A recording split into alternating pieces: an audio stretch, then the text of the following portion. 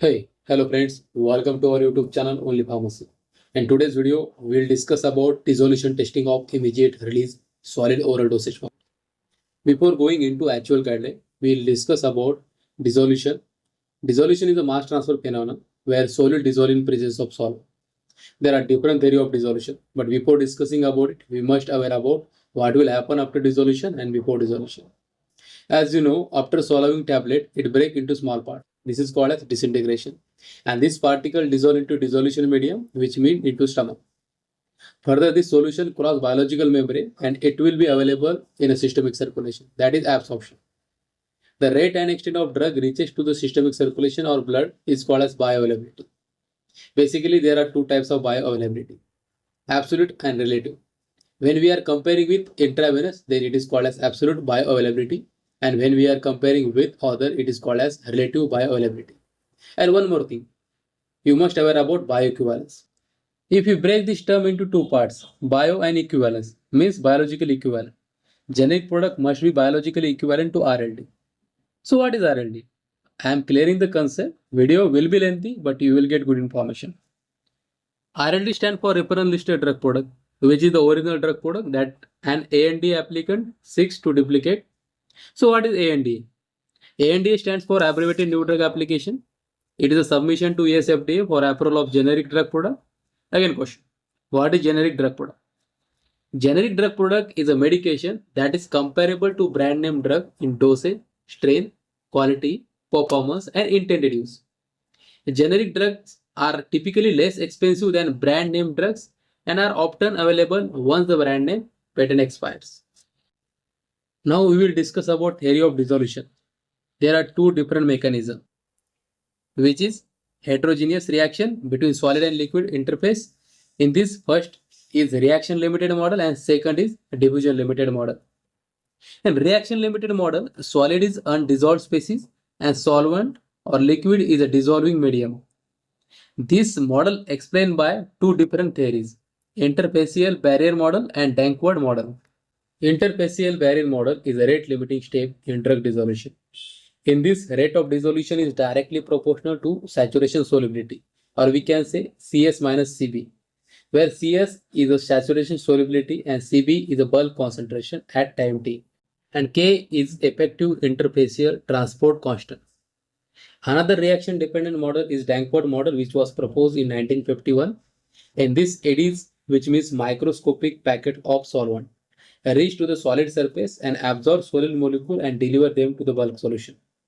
And the equation is, here A is the surface area of dissolving body and gamma is the rate of surface renewal, D is the diffusion coefficient and V is the volume of dissolution media. Let's discuss about diffusion limited model, which is also called as film theory. Here rate limiting step is dissolution of molecule through stagnant film of liquid, that is hydrodynamic boundary layer around at the solid surface. Now we will discuss about some important equation.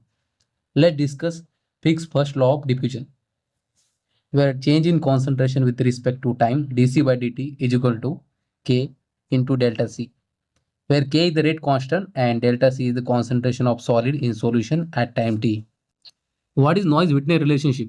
dCV by dt is equal to Kd in bracket Cs minus Cb, where Kd is the diffusion rate constant, dC by dt is the change in concentration with respect to time, which is linear. And this equation is modified by Nernst and Brunner, where Kd is directly proportional to diffusion coefficient and S, that is solubility. Kd is inversely proportional to the volume and height. And the equation will be dC by dt is equal to ds in bracket Cs minus Cb upon Vh. Here is the equation for Exon-Crowell cubic root law. W0 raised to 1 by 3 minus W raised to 1 by 3 is equal to K2T, where K2 is the constant and W0 is the initial weight. There are various equations for drug release. We will make one video for it. Now we'll discuss the factor affecting the saturation solubility of drug. The first factor is GIPH. In case of weakly basic drug, dissolution will decrease after meal and will increase before meal. In case of weakly acidic drug, dissolution will increase after meal and will decrease before meal. Strong acid and strong base remain ionized throughout the physiological pH.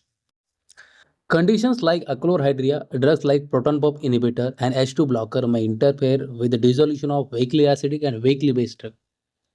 Now we'll discuss about second important factor, that is crystalline state. We'll compare between the amorphous and crystalline. Amorphous is having the high solubility than the crystalline state. When we see the energy requirement to solubilize, amorphous require low energy and crystalline require high energy to solubilize. And amorphous having the less stability as compared to crystalline, and amorphous solids are having the high energy and crystalline solids having the less energy. A dissolution pattern of solvate, hydrate and anhydrous like that only. Solvate is having higher dissolution as compared to anhydrous, and anhydrous is having higher dissolution as compared to hydrates. Interchange of form during the manufacturing affect the dissolution profile. The third important factor is complexation. Complexation with molecules like cyclodextrin enhance dissolution of benzodiazepine, digoxin, pyroxicam, phenbutane, ibuprofen, and cinnarizine. Nicotinamide complexation increases the solubility or dissolution of progesterone and diazepam. Fourth important factor is pK and pH profile. Weak acid. In case of weak acid, increasing pH increases the solubility. And in case of weak base, decreasing pH increases the solubility. Like acid plus acid or base plus base is responsible for decreasing solubility, that is unionized form, and acid plus base or base plus acid is ionized form, which is responsible for increasing the solubility. The last important factor is temperature. Increasing temperature is responsible for increasing dissolution, and this has been explained by Stoke-Einstein equation.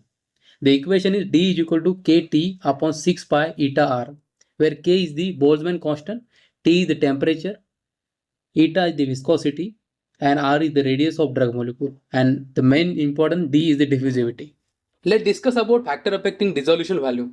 Increase in meal intake increases the gastric value, which is finally lead to increase in gastric acid, bile juice, pancreatic juice, and finally increases the dissolution. Now we'll discuss about factor affecting diffusivity. Decrease in viscosity is responsible for increasing the diffusivity, and finally it is responsible for increasing the dissolution. As food intake will increase, dissolution also increases. In fed condition, dissolution will increase, and in fasted condition, dissolution will decrease.